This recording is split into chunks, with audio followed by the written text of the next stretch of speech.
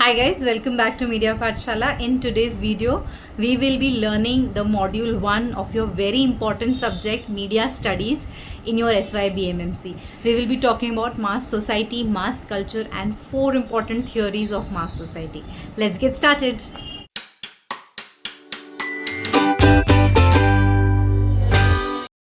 So today we are going to talk about the subject Media Studies.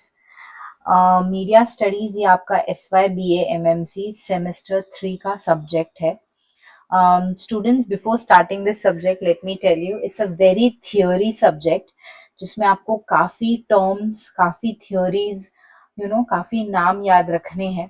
तो आप कह सकते हो कि जैसे आपका SYBMMC का जो सब्जेक्ट्स है फॉर सेमेस्टर 3, उसमें सबसे थियोरेटिकल सब्जेक्ट जो है वो ये है.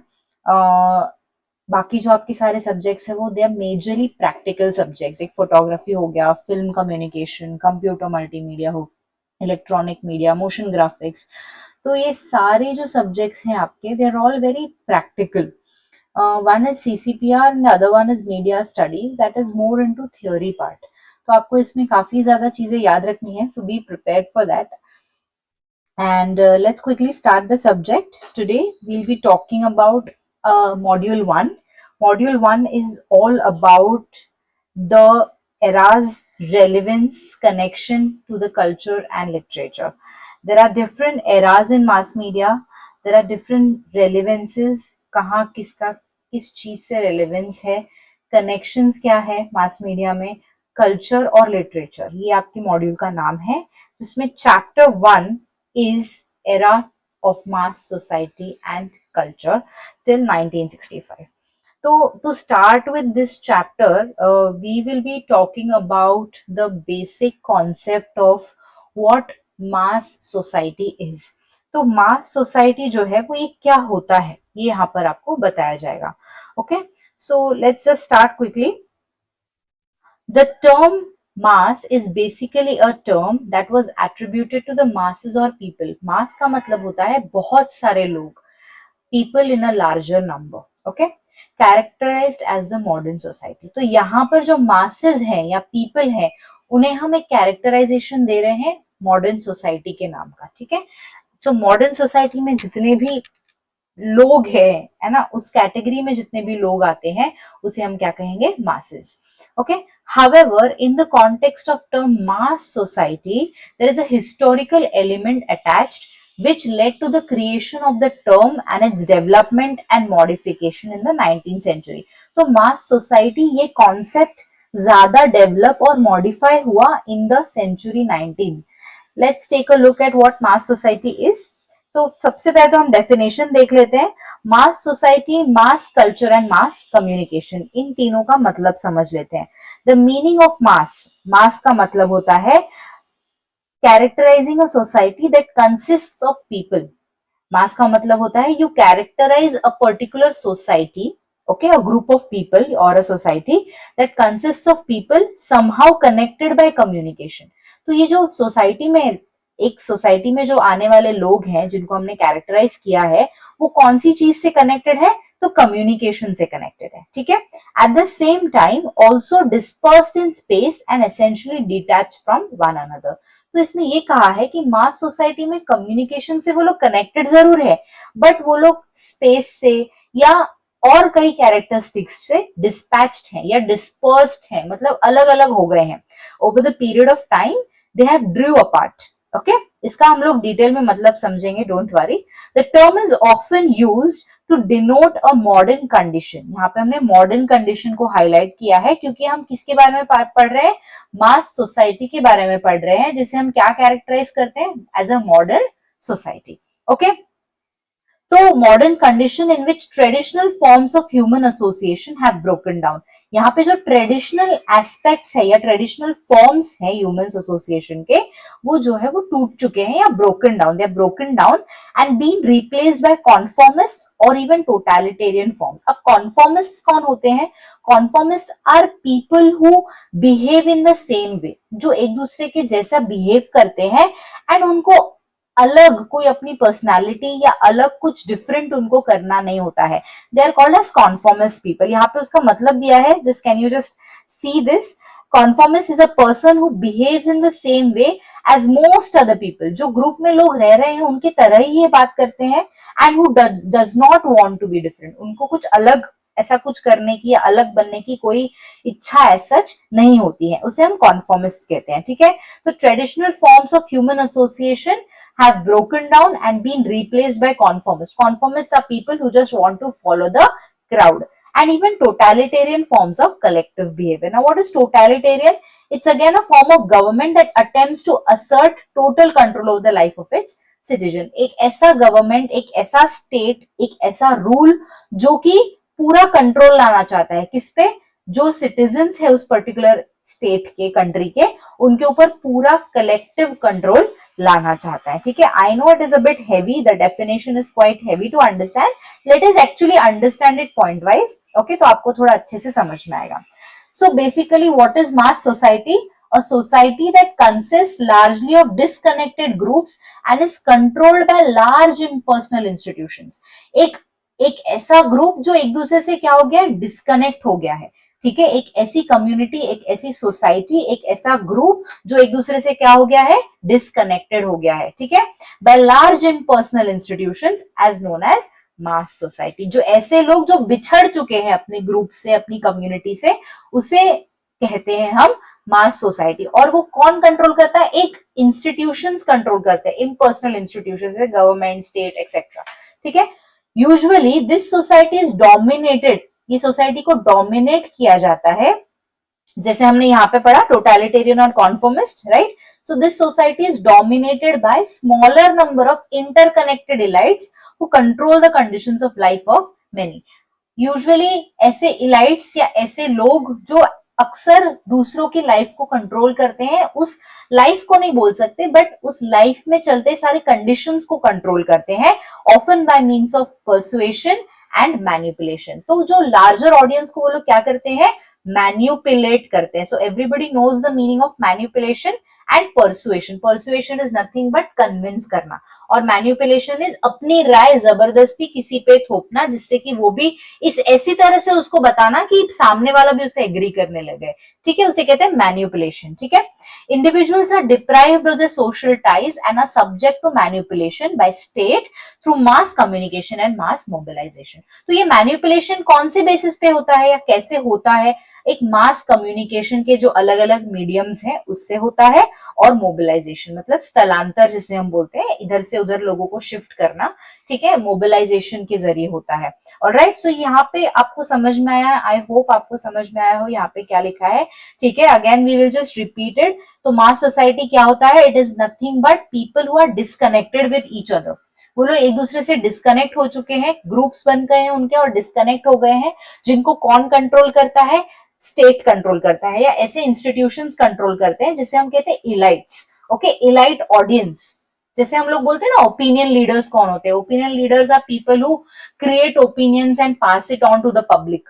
ओके. और पब्लिक उसे आसानी से मान जाता है. इन्फ्लुएंसर्स जिसे हम बोल सकते हैं. ठीक है. तो इंटरकनेक्टेड इलाइट्स जो उनकी कंडीशंस को कंट्रोल करते हैं by means of persuasion and manipulation. तो यहाँ पे मैनिपुलेशन और परसुएशन सबसे ज्यादा किया जाता है. ठीक है. आई होप आपको ये पूरी स्लाइड समझ में आई होगी. Okay. Let's understand the next slide, that is characteristics of mass society. तो मास सोसाइटी के क्या अलग अलग कैरेक्टरिस्टिक्स हैं, किसे कहते हैं मास सोसाइटी, या उसके क्या खूबियां हैं, क्या खासियत है? One is lack of cultural diversity. वहां पे कल्चरल डाइवर्सिटी नहीं होती है बिल्कुल भी. ठीक है. There are people who have come from different parts, different communities, different society, so there is no cultural diversity. तो ज्यादातर यहाँ पे ट्रेडिशनल फॉर्म्स को तो हम बात ही नहीं करते हैं, ट्रेडिशनल फॉर्म्स की तो हम बात ही नहीं करते हैं, right. So there is no culture as such. Strong commitment towards capitalist और इंडस्ट्रीज एंड फ्रेजाइल और non existent social ties between groups. तो ग्रुप्स के बीच में there is no social ties, या फिर फ्रेजाइल. फ्रेजाइल मतलब काफी नाजुक संबंध होते हैं, नाजुक टाइज होते हैं, या अक्सर नहीं होते हैं कई बार. ठीक है. नॉन एग्जिस्टिंग होते हैं वो टाइज जो है वो, या सोशल बॉन्ड्स जो है वो काफी कम होते हैं, फ्रेजाइल होते हैं, या बिल्कुल ही नहीं होते हैं. ठीक है. तो यहाँ अगर ये तीन चीजें हैं तो हम उसे क्या कहेंगे? मास सोसाइटी कहेंगे। Okay, let's see what theory of mass society is. Theory क्या है मास सोसाइटी की, या कॉन्सेप्ट क्या है? It is also called as mass cultural theory. ठीक है, क्योंकि यहाँ पे सबसे ज्यादा क्या बोल सकते हैं, धक्का या फिर एक इम्पैक्ट किस पे पड़ता है? कल्चर पे पड़ता है। ठीक है, so it is also called as mass cultural theory. It has origins in 19th century और ये अभी तक चल रहा है। ठीक है, origins in the 19th century. Okay, then it argues that, इस थ्योरी में ये बताया है कि with industrialization and subsequent social changes, अलग अलग सोशल चेंजेस की वजह से और इंडस्ट्रियलाइजेशन बढ़ने की वजह से people have become isolated and alienated. अक्सर जैसे हम लोग पहले कैसे होता था, we stayed in people stayed in villages, या जो अब जैसे गांव में लोग एक दूसरे को बहुत अच्छे से पहचानते हैं बिकॉज उनका आना जाना उतना रहता है। बट शहरों में क्या, हम एक दूसरे को, हमारे बाजू में कई बार पता नहीं होता कि सामने वाले ब्लॉक में कौन शिफ्ट हुआ है। So that is how isolated we have become. ठीक है, सो यहाँ पर मास सोसाइटी में यही बताया है कि जैसे जैसे सोसाइटी जो है प्रोग्रेस हो रही है, इंडस्ट्रियलाइजेशन हो रहा है, काफी सारे सोशल चेंजेस हो रहे हैं, पीपल हैव बिकम आइसोलेटेड। तो हम अक्सर अपने क्या बोल सकते हैं, फ्लैट में रहते हैं। We stay in a box, we stay in a flat and we don't know what else is going on outside.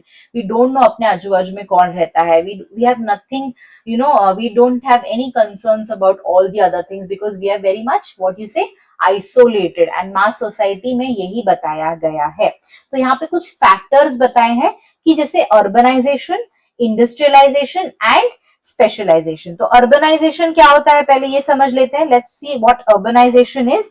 The process by which large number of people become permanently concentrated in relatively small areas forming cities। क्या बताया है यहाँ पर कि एक large audience या large number of people permanently कहाँ चला गया है? स्मॉल एरियाज में चला गया है, अपने जो एक्चुअल बॉर्न एरिया से छोटे छोटे शहरों में या छोटे छोटे जगहों में चला गया है और वहां पे अभी क्या बन गई है? सिटीज बन गई है। ठीक है, it's a classic example of cities. Like urbanization क्या होता है? शहरों में शिफ्ट होना या शहर बसना अलग अलग। अब जब शहर कब बसते हैं कि अलग अलग दुनिया से, अलग सॉरी नॉट दुनिया, अलग अलग सोसाइटी से, अलग अलग कम्युनिटी से, अलग अलग रिलीजन से अगर लोग आके एक जगह बसते हैं तो वहां पे क्या बन जाती है? सिटीज बन जाती है, फिर वो डेवलप होती है वगैरह वगैरह, and then it is all called as urbanization. ठीक है, ruralization is nothing but villages, the life of a village. Okay, next क्या है यहाँ पर? That is industrialization. Now what is industrialization? The transformation away from an agricultural or resource based economy। मतलब ऐसी economy से दूर चले जाना जहां पर there is nothing about what you say agriculture, there are no concepts of agriculture। अब urban city में अगर हम रह रहे हैं तो क्या हम एग्रीकल्चर यहाँ पर करते हैं? नहीं, हम लोग डिपेंड करते हैं एग्रीकल्चर पे जो रूरल एरियाज में होता है। ठीक है, तो industrialization is nothing but where there are more industries. तो जैसे ये सिटीज फॉर्म होती है, वहां पर क्या हो जाता है? बड़े बड़े शहर में इंडस्ट्रीज बन जाते हैं, तो उसे हम इंडस्ट्रियलाइजेशन कहते हैं। तो ऐसा ट्रांसफॉर्मेशन जो एग्रीकल्चर से बहुत ज्यादा दूर है। ठीक है, and economy towards an economy based on mass manufacturing. हम बल्क में मैन्युफैक्चरिंग करते हैं, प्रोडक्ट्स बनाते हैं, बड़े बड़े प्रोडक्ट्स बनाते हैं, बल्क में उसकी फैक्ट्रीज बनती हैं, बड़ी बड़ी आउटलेट्स बनती हैं। ठीक है, प्लांट्स बनते हैं उसके, बट एग्रीकल्चर से उसका कोई लेना देना नहीं होता है। बट अर्बनाइजेशन में अर्बन एरिया के जो लोग हैं they are highly dependent on agriculture. Obviously why? Because where are we going to get our fruits and vegetables, right? So agriculture पे वो लोग काफी ज्यादा क्या हो जाते हैं? डिपेंडेंट हो जाते हैं। तो industrialization is nothing but dependency and growth of industries in these cities. Okay, then there is specialization. Now what exactly is specialization? Let's understand that. Specialization is agreement within a community, organization or a larger group in which each member is suited for a specific activity। ऐसी जगह जहां पर एक community, एक organisation, एक बड़ा group अपने अपने जो स्पेसिफिक एक्टिविटीज जो है, उनकी जो भी खूबियां हैं या फिर उनके जो भी स्किल्स हैं या स्पेशलाइजेशंस है, उसमें वो लोग अपनी रिस्पॉन्सिबिलिटी उसको मान लेते हैं और उसको एक सक्सेसफुल एग्जीक्यूशन देते हैं। For example, if I am good in teaching, I will make sure that मैं उस फील्ड में एक्सेल करूं, ठीक है, तो वो मेरा स्पेशलाइजेशन हो गया। So agreement within a community, एक कम्युनिटी को एग्री किया जाए। अब जैसे हाँ, और एक एग्जांपल, अपन बहुत बेहतरीन एग्जांपल है कि for example Gujaratis are more into business, right, they are all business minded, मतलब business is in their blood, okay, so that is a Gujarati community, ठीक है, जो एक लार्जर ग्रुप ऑफ ऑडियंस है, जो उनकी एक एक्टिविटी को चूज कर लेता है और उसको उनकी रिस्पॉन्सिबिलिटी समझ लेता है और उसमें हमेशा सक्सेसफुल एग्जीक्यूशन करने की कोशिश करता है, ठीक है। I hope this is clear and have understood. I know it's a bit heavy to understand, my dear students, but what to do? We have to study, right? Chal, next slide. For the last slide for this video is introduction to mass media theories. तो आपके chapter 1 में जो है काफी small theories ये जो दी हुई हैं, जो हम mass media की theories बोलते हैं इसे, ठीक है। तो quickly we'll just go through these theories. One is post positivism, okay, then there is hermeneutic theory, then there is critical thinking, and then there is normative theory. So what is the positivism term? It was created and coined by Comte. Okay, positivism is a process of obtaining knowledge by scientific research. हम यहाँ पे किसकी use करते हैं? कोई भी knowledge gain करने के लिए हम किसका यूज करते हैं? साइंटिफिक रिसर्च का यूज करते हैं, okay. Research must be observe, measured and scientific method to examine it. कोई भी रिसर्च, कोई भी इंफॉर्मेशन हम कैसे ढूंढेंगे? साइंटिफिक मेथड से ढूंढेंगे। तो सबसे इंपॉर्टेंट पॉइंट ये है, ठीक है। Social scientists wanted to use this concept of positivism. As a result, the post-positive theory was born. Social scientists of post-positivism understood that सबसे important है, humans and human behavior is complex. इस post-positivism theory में क्या बोला है कि जो इंसान है या ह्यूमंस है और उनका बिहेवियर जो है वो काफी डिफिकल्ट है, कॉम्प्लेक्स है समझने के लिए, and it is not constant. मतलब आप कोई बिहेवियर उनका प्रेडिक्ट नहीं कर सकते हो, उनका behaviour time to time change होता रहता है, right. So it is not constant and like the phenomena of the physical world. तो यहाँ पर ये बताया है कि पोस्ट पॉजिटिविज्म में human behaviour is very complex and it is not something that you can conclude or you can judge, okay, because it keeps changing. And apart from this, research जो है या नॉलेज का जो gain करने का जो method है वो ज्यादा से ज्यादा साइंटिफिक रिसर्च पे ये बिलीव करते हैं, ठीक है, और कोई रिसर्च पे ये ज्यादातर बिलीव नहीं करते। Then next is hermeneutic theory. These are more interested in learning how and the reason why people's action take place. ये लोग इस थियोरीज में जो है वो ज्यादातर किस पे ध्यान दिया जाता है? एक चीज कैसे हो रही है और उसकी वजह, पीछे की वजह क्या है। So how and why. Basically in this theory what we study is the how and the why part. Okay, एक चीज कैसे हो रही है और एक चीज अगर वैसे हो रही है तो वो क्यों हो रही है, right? This theory seeks to understand how people create meaning for symbols. Hermeneutic theories understand the views of nature of reality differ from person to person. तो जो reality है वो हर इंसान में depend करती है based on their social environment. तो आप जिस environment से आए हो, आप जिस society से आए हो, community से आए हो, आपकी thought process, आपका nature बहुत ज्यादा क्या होने वाला है? डिफरेंट होने वाला है, ठीक है। It is based on the social environment, from the environment that person is belonged. For this theory, knowledge being advance is dependent on the interaction between the subject and the researcher. यहाँ पे knowledge किस पे depend था? Post positivism में scientific method पे था, ठीक है। ह्यूमैनिटिक थ्योरी में क्या था कि interaction between the subject and the researcher, जो सब्जेक्ट है उसका क्या इंटरैक्शन रहा है रिसर्चर पे। फॉर एग्जाम्पल, अगर मैं वो थ्योरी के बारे में रिसर्च कर रही हूँ तो मेरा मेरे सब्जेक्ट के साथ क्या इंटरेक्शन रहा है, क्यों? क्योंकि यहाँ पर पर्सन टू पर्सन उनका बिहेवियर डिपेंड करता है। तो अगर मैं एक एक्स इंसान से बात करूं तो मुझे अलग आंसर आएगा, वाई इंसान से बात करूं तो मुझे अलग आंसर आएगा। क्यों? क्योंकि वो एक्स और वाई वो अलग अलग इन्वायरमेंट से आए हुए हैं, ठीक है।